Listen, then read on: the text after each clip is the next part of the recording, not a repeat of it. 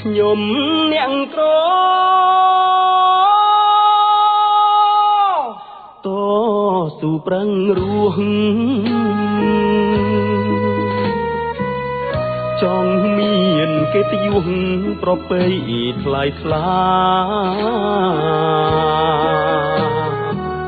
ឃ្លាតស្រុកកំណើតដើម្បីគ្រួសារឆ្លងដែ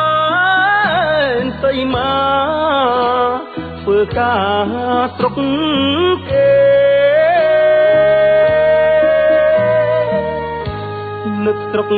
នឹកស្រែ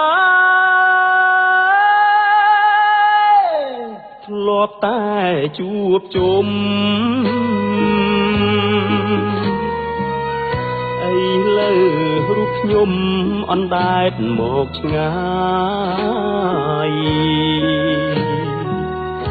នឹកគុណព្រះរស់ឈ្មោះឪពុកម្ដាយកូនឃ្លាតែកាយតែចិត្តនៅចាំ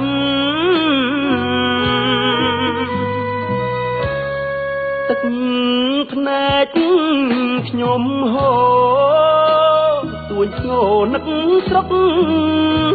នឹកឃើញម៉ែពុកវាចាផ្ដែផ្ដាំ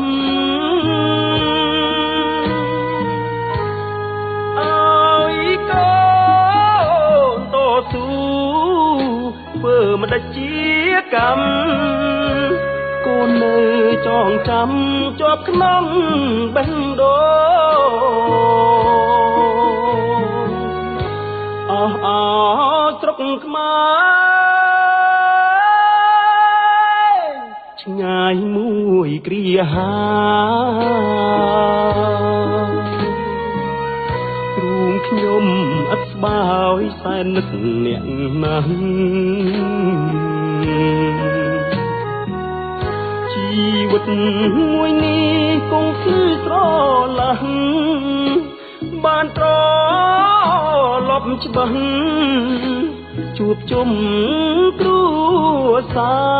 រ